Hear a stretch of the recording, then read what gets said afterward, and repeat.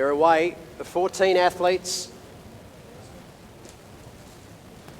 Kays and Buckman will move to the front. It's Buckman that'll take up the early pacing responsibilities. The Kays in behind her. Wellings into 4th place. Makda is there as well. The field is stretching out early as the pace is applied at the front, but Wellings is comfortable and where she needs to be early, Tim.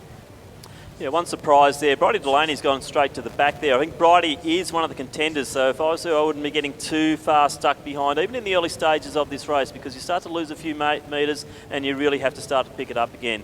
We won't be able to miss Vic Mitchell there. She's got the bright pink shorts. It's not in the hair today. The bright pink is on the shorts, but we certainly can see her standing out there as the light starts to fade at Lakeside Stadium.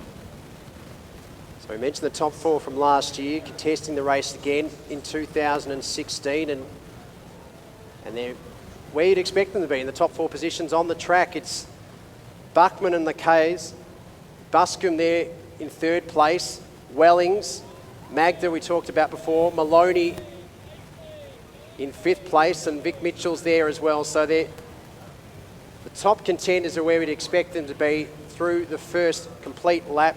Yeah, we've got 3:12 at the 1K mark, which is setting up a 32.05 to 32.10. So these guys are on target now for the world qualifying target of 32.15. That's the figure we're after, 32.15. Going through the 1K, they're right there, around that 32.05 to 32.08 mark, I'd say. It's Buckman and the Kays, and Buscomb, Wellings, Makda we talked about, Maloney. Then it's Vic Mitchell, and Bridey Delaney's another one that's making her debut at the 10,000 metres, I believe, Tim, and making sure she's really on the pace early. Yeah, Bridey certainly stepped up the training this year. She's a cross-country champion. She's a great 1,500 metre runner, and this is going to be an interesting night for Bridey Delaney. This is going to tell us a lot about where her future lies in athletics, Tom. So, Tom, we're still on that 32.05 target time going through 2K, though. We're right on target, 6:25. That's 2,000 metres gone in this race, and another 8,000 metres left to go.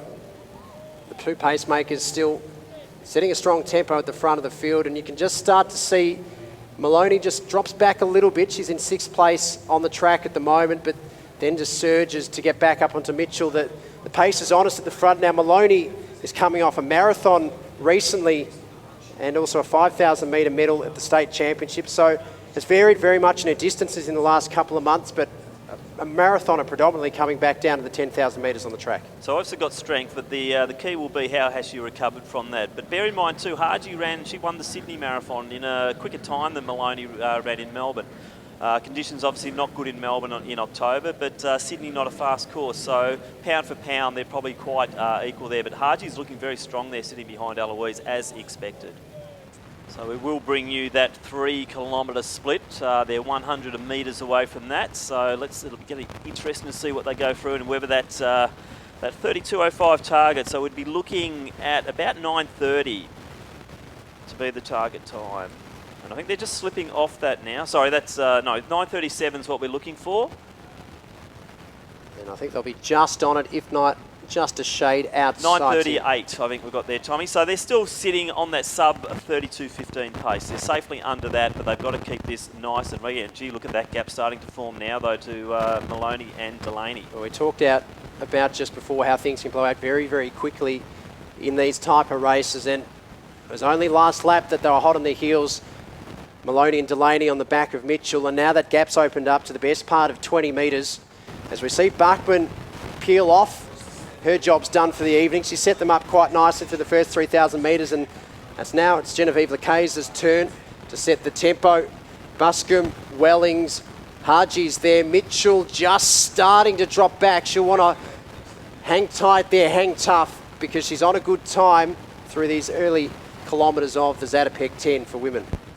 Interest now is going to be the damage that's been done. Some of these girls were running very quick through that first 3K. I know Maloney was fairly close actually to her PB, so she's still got 7K to go.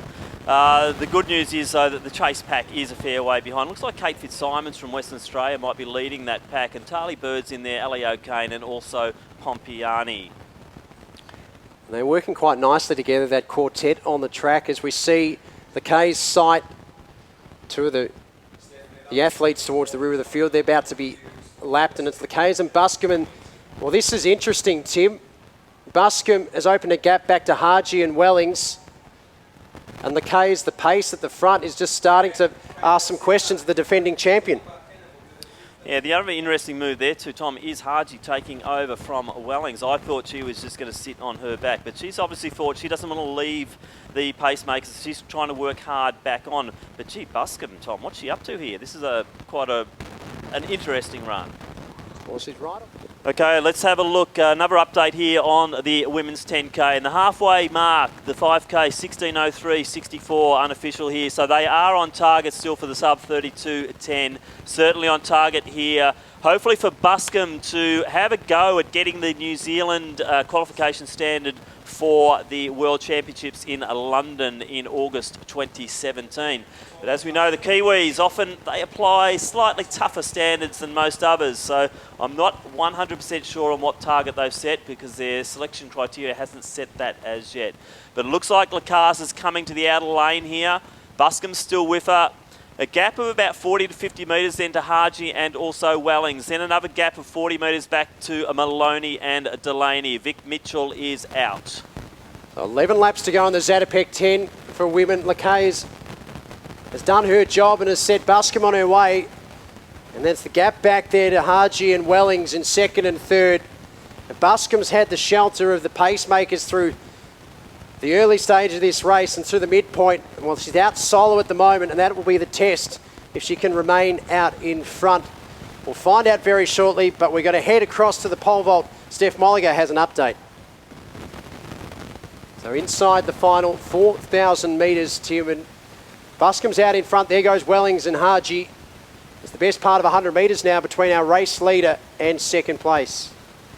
Yeah, Busam is actually extending this lead. The good thing she has got, she is going through lap runners, so that gives Camille something to aim at. As she comes around each bend, she'll set her sights on another runner because the gap is, well, it's right on 100 metre mark now, and Eloise Wellings now moves into second.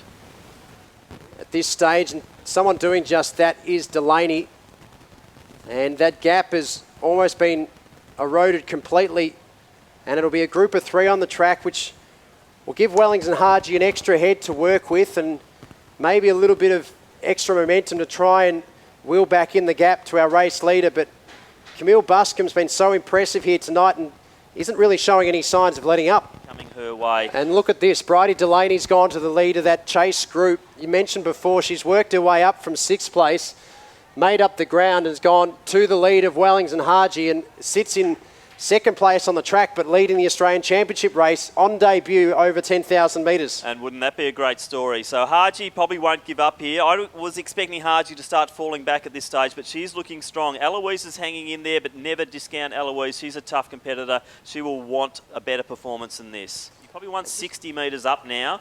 That is a big gap to pull back in 4 laps. Oh, it's 4 laps to go for Buscomb, the New Zealander. Second place here last year, a personal best. Last time she was here at Lakeside Stadium, and you mentioned before she's on that target pace, but a PB and the Zatopek 10 crown would be something to save her. Yeah, but according to my statistician here, Andrew Ross, doing a great job, and I think Buscomb has just gone over the 32:30 mark for the first time, so we might not see a PB unless we do see the big kick down, Tom. For the second to last time, Camille Buscomb up the home straight will collect the bell. A welcome toll it will be for the New Zealander. 1 lap to go in the Zatopek. And Camille Buscomb is well clear. She's got about a 170 lead here on Haji. So Haji's looking good here for the Australian Championship. Delaney's just backing off. She's about 10 to 15 metres behind. A little gap then back to Eloise. But Buscomb now continue to work her way through the lapped runners down the back straight, inside 300 metres to travel from the New Zealander, who was second here last year but seems destined to go one better in 2016. She'll enter the tower and tunnel of noise round the bend for the last time. The distance running fraternity of Victoria, indeed Australia, all making plenty of noise for the Kiwi. And I have an eye on here on Bridey Delaney. She's got a nice kick. Can she come over the top of Haji? But Tom, it's all yours now. Call her in. So Buscomb into the home straight now, has led from the outset and has never been headed. It's been 10 years since a New Zealand has taken a victory in the women's Zatopek. And in 2016, Camille Buscomb will add her name to the honour roll of the greats. 25 laps and a victory to Camille Buscomb. And the battle is on for the national title. It's Haji on the inside. Delaney up to her shoulder and grows straight past in the red and white. On debut over 10,000 metres, and Bridey Delaney will take the national crown. And doesn't she celebrate? As Eloise Wellings moves down to the line, it'll be a bronze medal. It's a bit different. It sort of felt like a bit of a game out there, just sort of slowly building my way up and catching people. Obviously Camille was out in front and I was trying to keep that sort of distance steady as well. So I'm amazed at the moment. I'm in shock. Now, confirm that is your first Australian title? I've won a cross country, but yeah, on a proper Olympic distance on the track, this is it, yeah.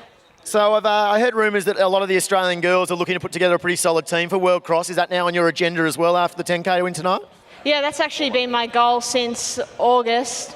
And this was sort of just, I guess, an indicator if I was capable of making top 6. And I've got a lot of confidence now from this, and I'd love to be on that great Australian team.